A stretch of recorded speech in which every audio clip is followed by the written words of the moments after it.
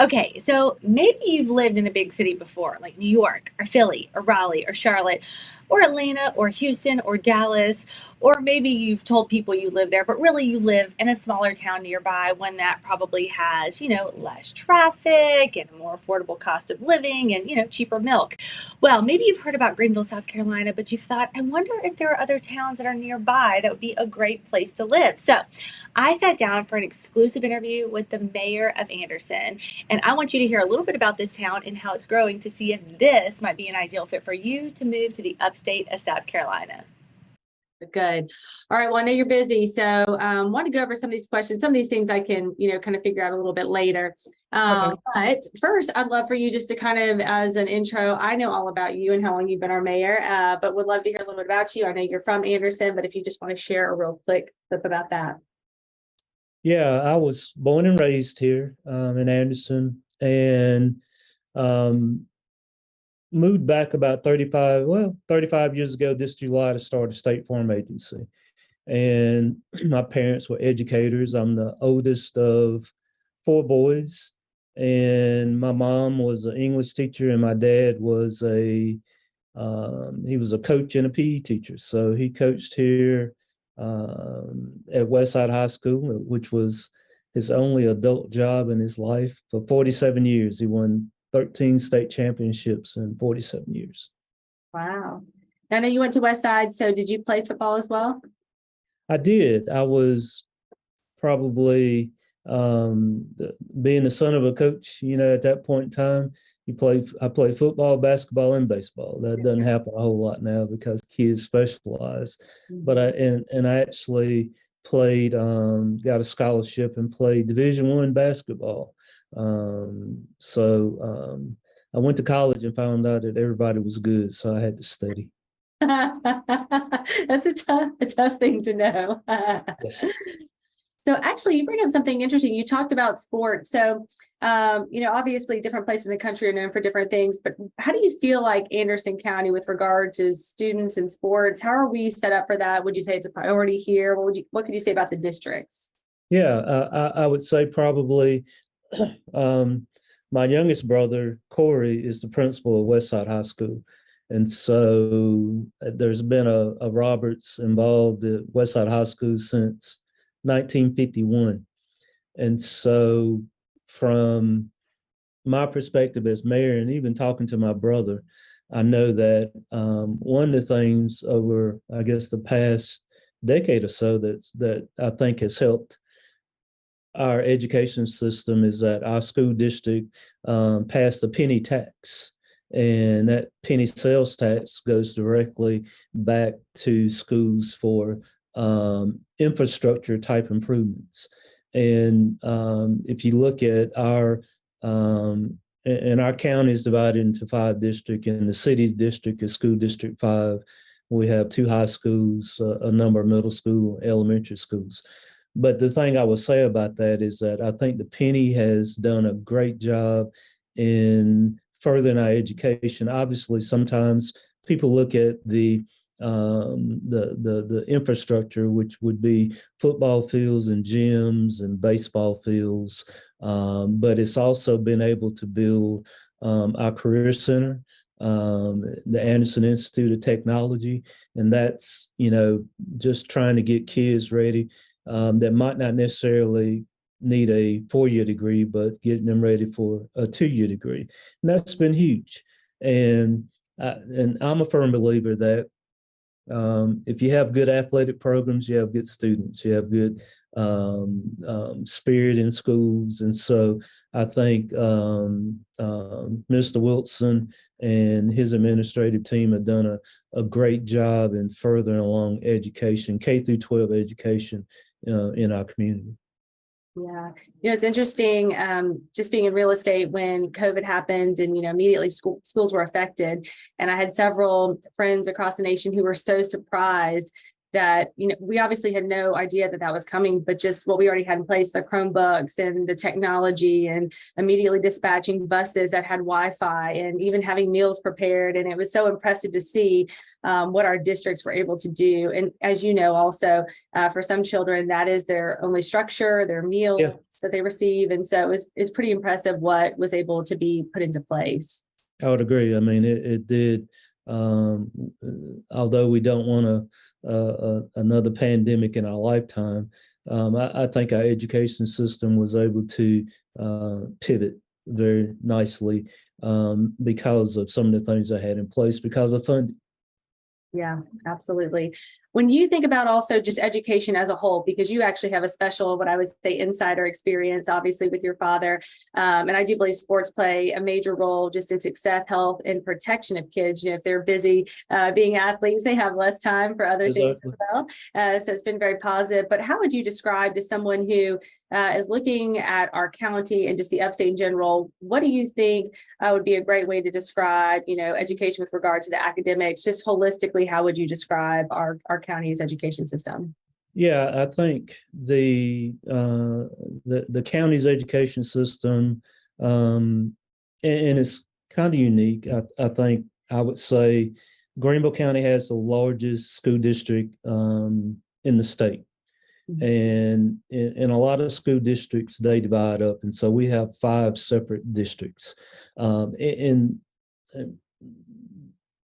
you could have good and bad with all that, and a lot of administrators, less administrators, but I think it's worked good here in our county.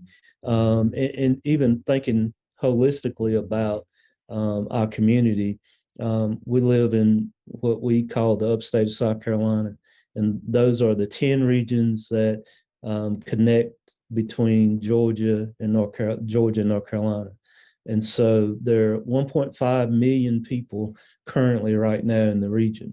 And in Anderson County, we just went through the latest census, the 2020 census, and I've looked at some numbers that kind of are estimating that the county is about 220,000.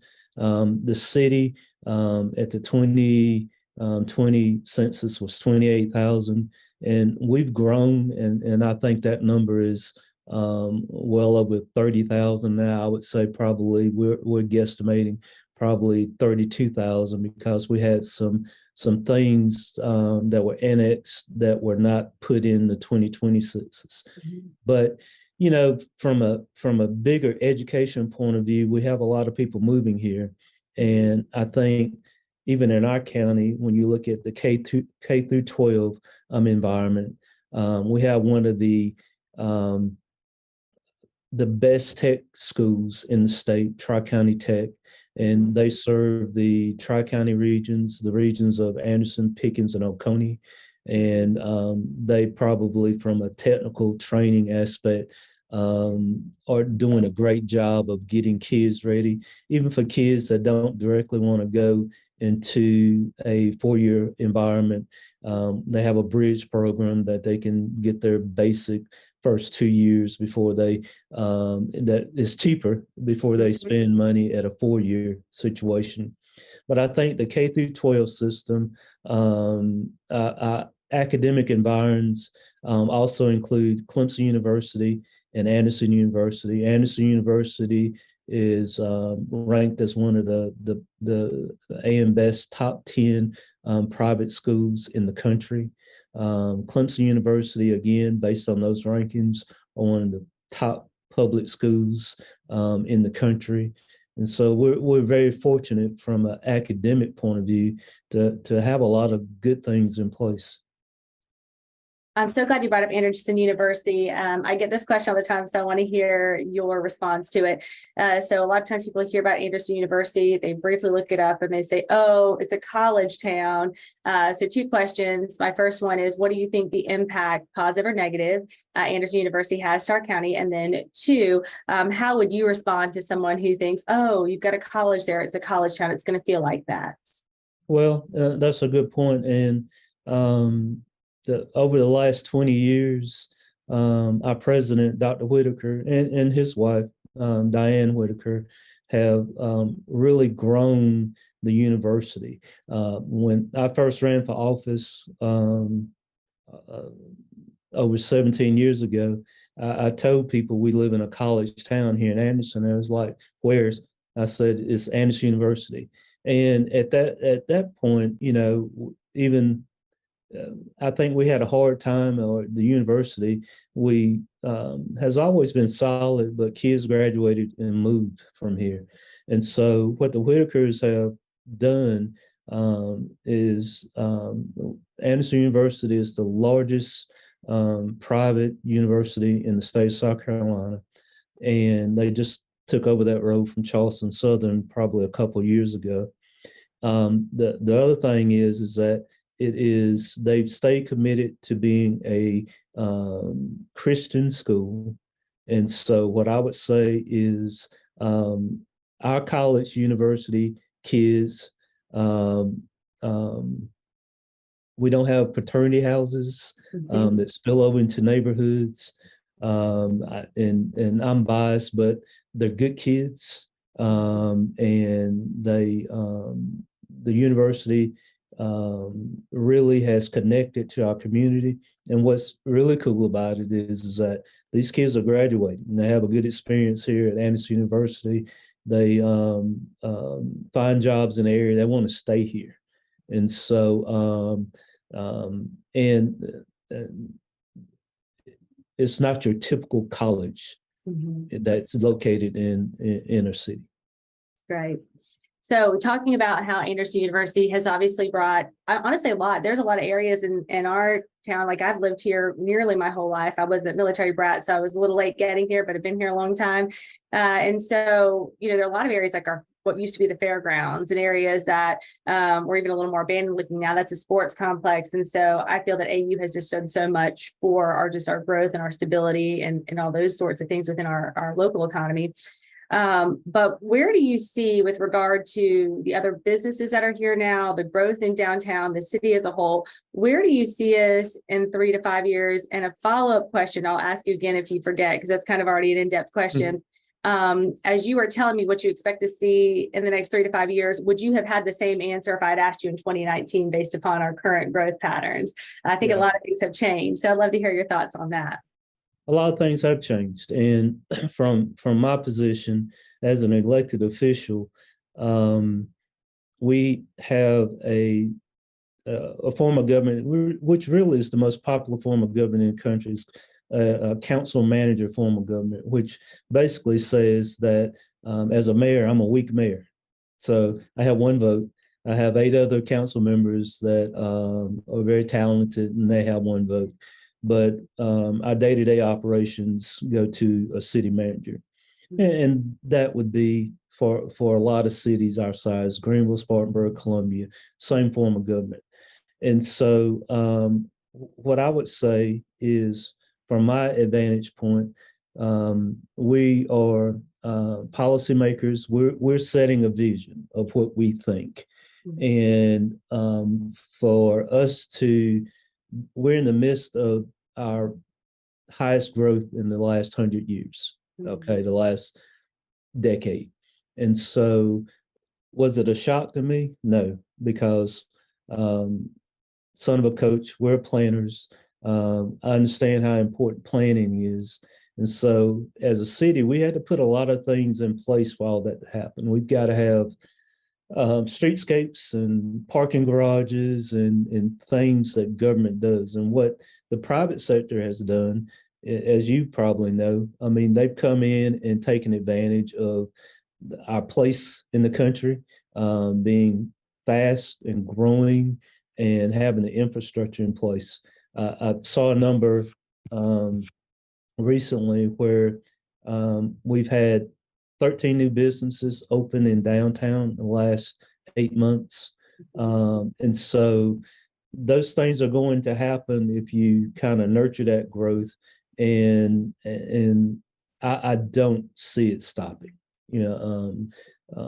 I tell people, as far as the city goes, our aspirational goal as a city is to be the most desirable city in the region.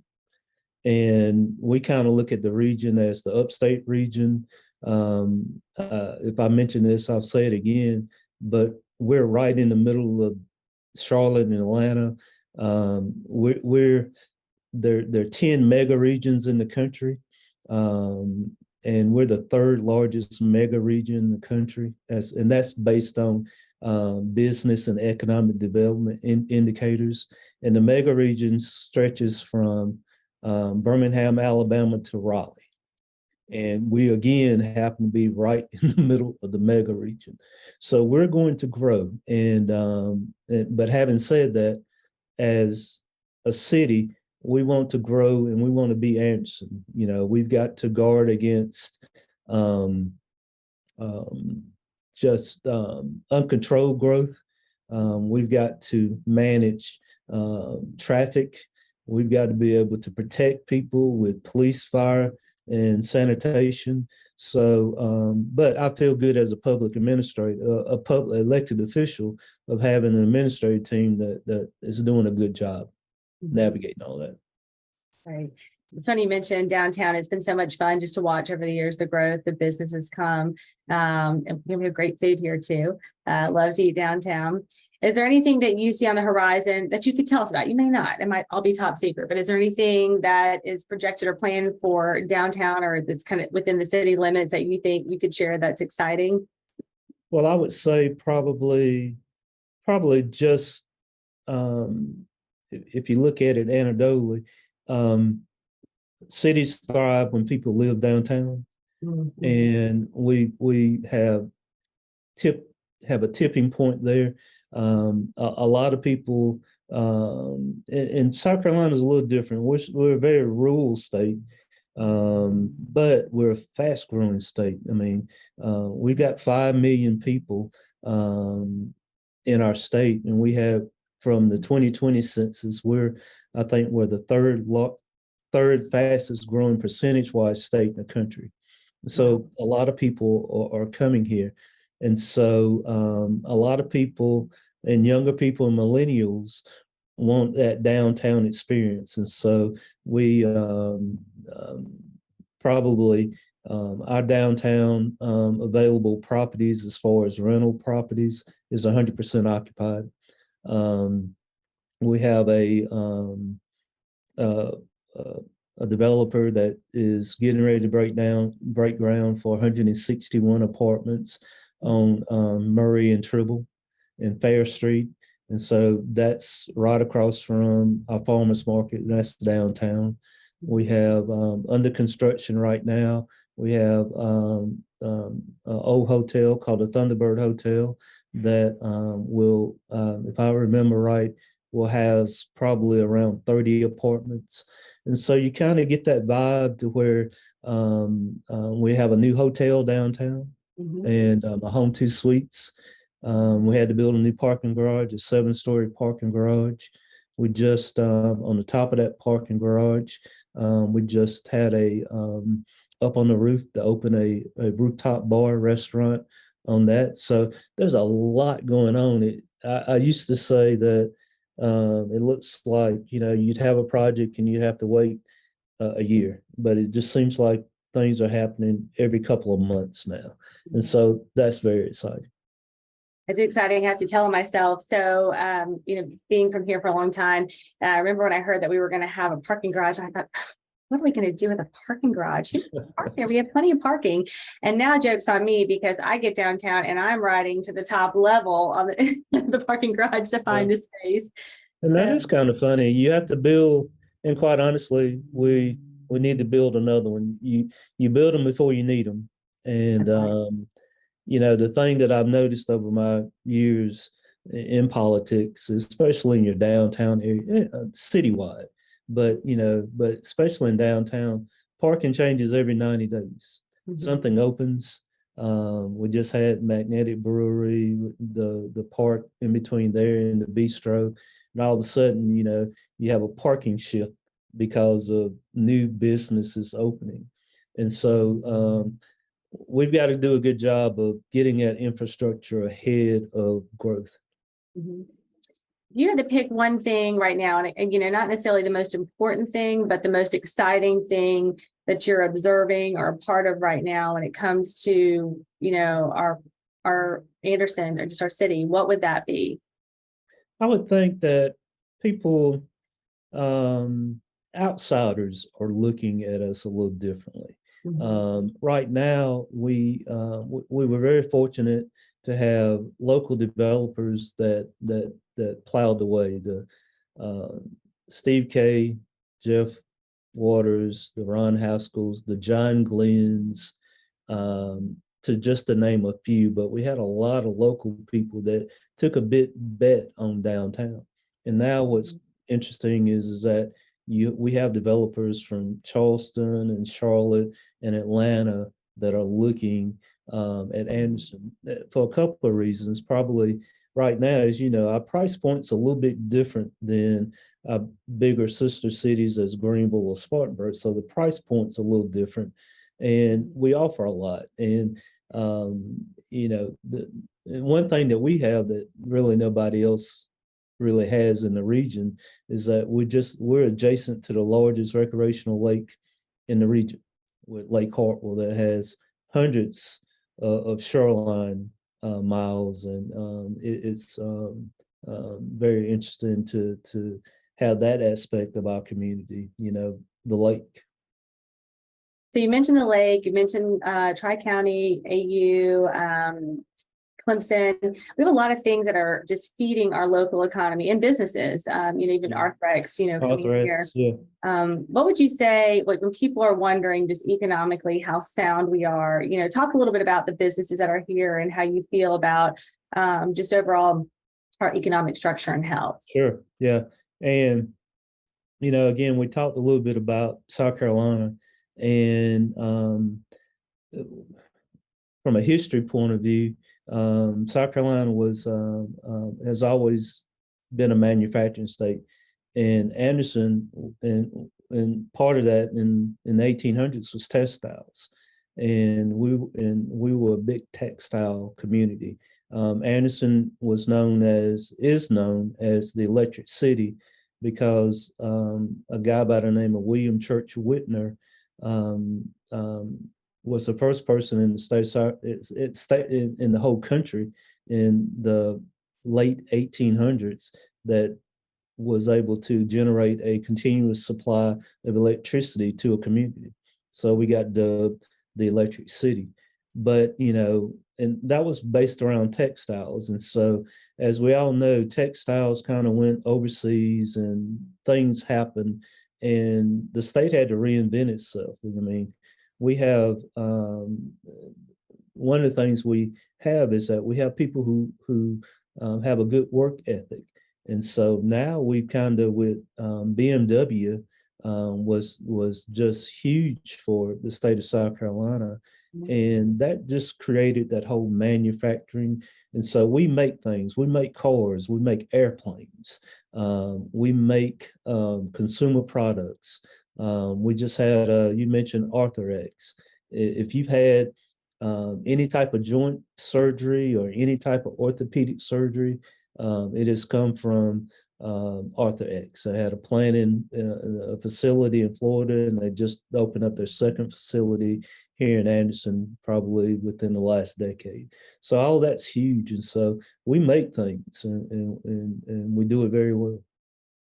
Couple of things you said. One, you mentioned Arthrex, about how they, probably a joint or whatnot, even for pets. Our dog, she tore her CCL, which I guess is an equivalent to an ACL. And then I found out that that new joint was actually manufactured by Arthrex. But as an aside, my husband gave me a hard time because when I talked him into buying this pound puppy from Paws, he, said, we don't need a dog. And I said, she's free. I remember it was a month of December for $1. You could get a new puppy. And he has reminded me that my free pound puppy has cost him more than anything else on this planet. She's had a few surgeries, but she's got a brand new knee from Arthrex and walks great. So that's a good story. Yeah.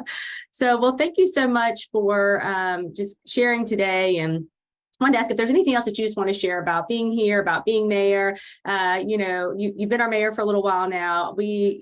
it's funny you said, I know you're talking about the structure, but I'm a weak mayor, but we've seen so much growth since you've been in leadership, and just, other council members, and just so much respect and adoration for you in our community. So very thankful for what you're doing, because I believe that our growth, truly you are the catalyst behind that, and just connecting all these pieces and just what a voice you have in your rapport. But as you reflect on being mayor and what this time has meant, tell me a little bit about kind of your journey and what it's meant to you and what you're enjoying right now. I think more than anything, I think I believe that the economic engines of any state are cities. I mean, and what we do as a city is we provide quality of life things. We're charged with bike and pedestrian trails and recreation, parks and green spaces, and so we're charged with that quality of life issue. We don't recruit manufacturing jobs, but we have to make sure we have things in place for workers, and we have to make sure that we have homes. And I think probably one of the biggest struggles that we have right now, and you can talk on this, is that we just don't have enough houses for people as they move in. And so we've got to be smart about growth. We've got to be smart about development. What I will tell, one thing I'm very proud of is that we have gotten, in my opinion, been very foresighted on how we develop subdivisions. In the city of Anderson, there's no more slab on grade. We won't allow that. We have a tree ordinances because we want to make sure that we don't have subdivisions that come in and have mass grading. We want to be very conscious about our environment and trees. And so I think probably I've been very proud of the way that we've handled infrastructure and growth. And so that happens with stable government. And I'm very proud of the other 8 people who helped me on our council. And I would say too, I'm very proud of the other municipalities, the 8 other municipalities in our community. We meet often, and just the stuff that's going on in Pendleton and Williamston and Belton and West Pelzer, there just is a uniqueness to every city within our region of Anderson County. So it's a good place to live, a good place to retire, a good place to raise a growing family from a lot of different aspects. Yeah, that's great. I also love earlier you said we make things, and people are like, what do you do in South Carolina? We make things. I like that. Make things. We make things, and we don't have unions. Yeah. So we keep on moving, we keep working, we keep producing. So Yeah. no stopping there. That's great. Well, thank you so much for your time today. Thank you, Tammy. Appreciate what you do. You and your agents. I see your signs all over the place. We have a personal relationship because you and Scott have helped us on several properties, and our family on several properties. And so what I can say about these guys is that they are clever. They make things happen, and they're well respected within our community. That means a lot. Thank you. Thank you. All right. Well, enjoy the rest of your afternoon. I think you have a lot of mayoring left to do today. The day's still young. I got to sell insurance. Remember, I sell insurance. State Farm insurance. It's very important. People always ask me, so you still have your State Farm agency? I said, you don't understand how this job works. Yes, I still have it. That's how you pay the bills, right? Yes. All right. State Farm. Right. Thanks, Terence. Have a good afternoon. See you. Bye. Bye-bye.